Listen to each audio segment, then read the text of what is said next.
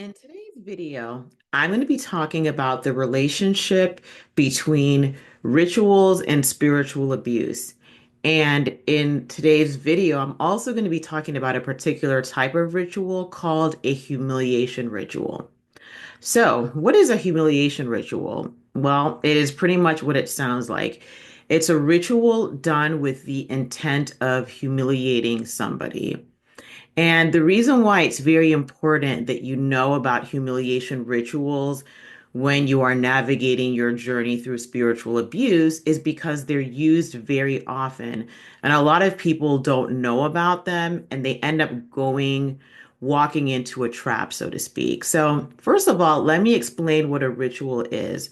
A ritual is a set of behaviors, a routine, behaviors that are pretty much done in a particular type of order. But what makes a set of behaviors a ritual are two things. The first is a particular message, and the second is a meaning. So a ritual is meant to convey a message and typically has a deeper meaning associated with it. And so we think about something that you might do every day that you don't think too much about. Maybe it's brushing your teeth, putting on your clothing, things like that. Well, there are certain grooming practices, and based on your culture, it could be a ritual. If you think about something as benign as lighting a candle, right? You just get into your room, maybe light a candle and move on with what you're doing.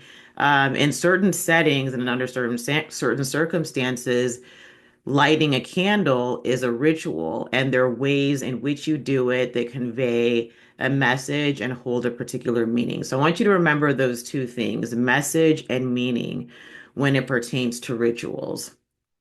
In the realm of spiritual abuse, humiliation rituals are done and they're done often. And so, a lot of you, when you've talked about the types of experiences you've had that have left you puzzled, feeling hurt, feeling confused. The reason that they did is because there was a humiliation ritual that was done on you at that point in time. And I'll give you an example of something and how it can have different meanings within a healthy context and within a spiritually abusive context. So let's talk about prayer. In a healthy environment, prayer can have rituals to it, or it can be a ritual, rather, is what I mean to say. Sometimes prayer is just prayer, but there are certain prayers that are rituals. And so, if you are in a healthy spiritual environment, that prayer or a particular prayer will have a healthy message behind it, right? And it could be any message, but the messaging is typically healthy. And also, when you think about the meaning behind that ritual, it usually is done with the intent of growing closer to others and growing closer to God or whatever higher power is worshiped in that setting. And so there's usually a message that is healthy, not necessarily positive, right? Because people could be praying about things that are difficult, but the messaging itself is healthy and the meaning is is it's a higher meaning. It's gaining closeness, like I said, with each other and with a higher power. So that's how prayer is used in a healthy spiritual or religious setting. When you think about an abusive, spiritually abusive setting, prayer may look similar on the outside, but it's done with very different intentions. And so I've talked about this in one of my other videos, and if I remember, I'll post it in the description box about how prayer is used as a form of grooming and spiritual abuse. And so if you haven't seen that video already, I will put that in the description box, but you also will know which one it is because it says, this, you'll be surprised to know that this is a form of grooming. And I talk about how prayer is used as grooming. And so that is a way to groom people in spiritually abusive environments. So that's one practice that will be used in an inappropriate way, grooming. Prayer can also be used as a humiliation ritual. What I mean by that is, first of all, I'll give you an example of what that will look like. So imagine that you are praying with a group of people, and then someone starts to pray for you, and they start sharing information that is very private and very personal. And when they're doing it in a judgmental way. So let me give you another example. Let's say you are in this environment, you have, let's say, a history of addiction, right? So maybe you used to be, addicted to alcohol or some kind of drug or something, and you share this with somebody confidentially, right? And so now you're in this prayer group with this person, and they're praying and they're bringing up your history of addiction, right? And this is very personal. You haven't shared this with anybody else. And so you're already starting to feel embarrassed, right? And then on top of that, they are now saying that, well, let's say you're doing something, let's say you have something new coming up. Maybe you're starting a new job. And so they say, well, we pray that this person will not relapse in the form of addiction, especially since they are doing this really stressful new thing. And we also pray that, they will save their hard-earned money and not go spend it on drugs like they did before. So do you see how that is humiliating? And so anytime there's a ritual, you want to ask yourself, number one, what is the message that they're trying to send, and what is the meaning that this ritual holds? And so in this case, the message that they're sending you is that basically your information is not safe. They're sending you the message that you are looked at as less than. And then they're also sending the message that they're in control, you're not. And so it doesn't matter whether they told you that that information was going to be kept confidential. The fact that they shared it means that your preference or your desire, your right actually to confidentiality was completely ignored.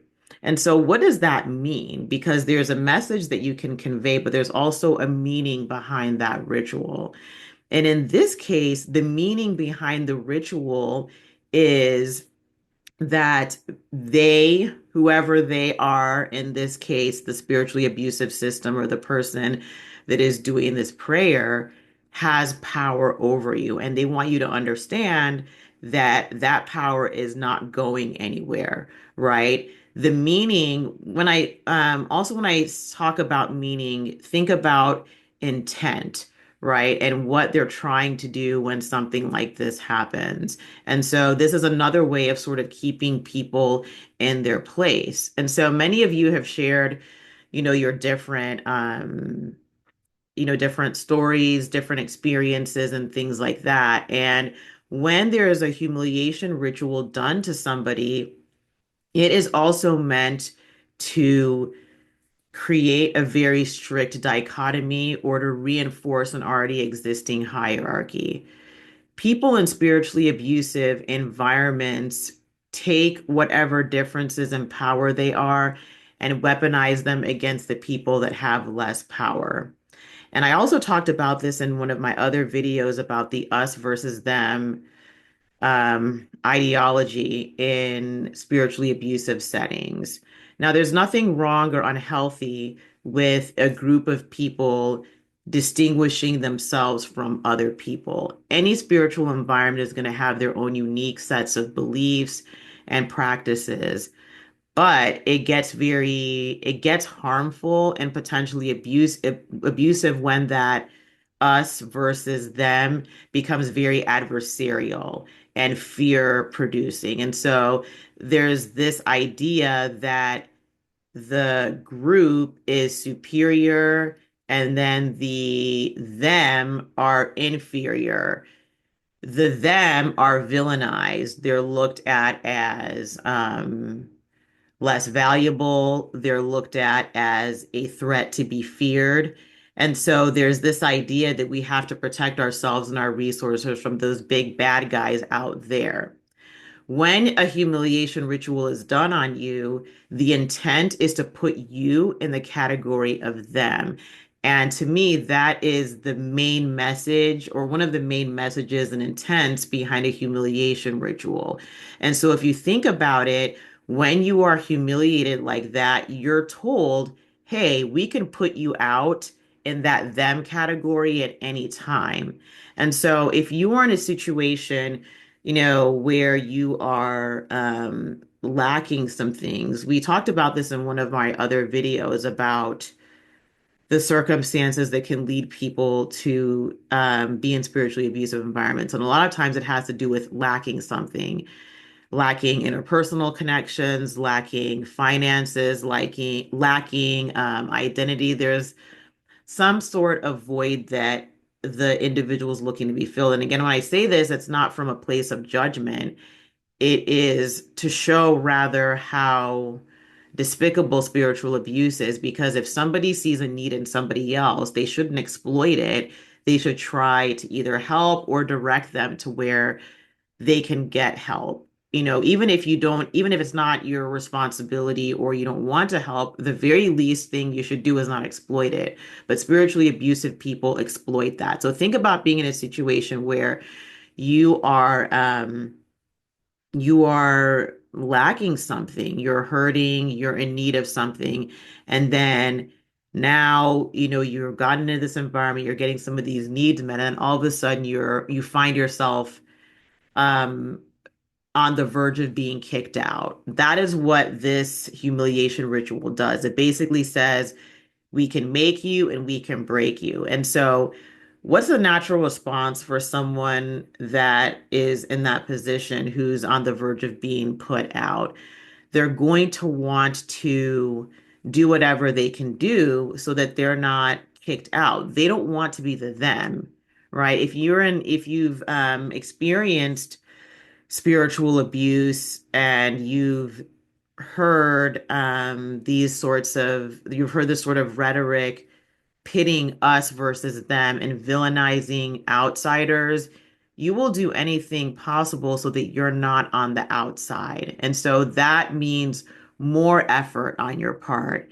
Sometimes these humiliation rituals are also done as a form of punishment. So when I've listened to people's testimonies and excuse me, stories about being spiritually abused, they talk sometimes about how these humiliation rituals have occurred after they've done something to upset somebody in power, or they've asserted their own agency and independence. So they might have said no to a request, or they might have criticized a leader and said, I don't agree with this, I don't like this. And so instead of the system dealing with it in a mature and healthy manner and trying to get to the root of the conflict, there is this humiliation ritual done. It could be done. I gave the example of prayer, but there are other ways in which humiliation rituals can come up. And if you want me to talk more about them, just let me know in the comment section, and I'll do that and have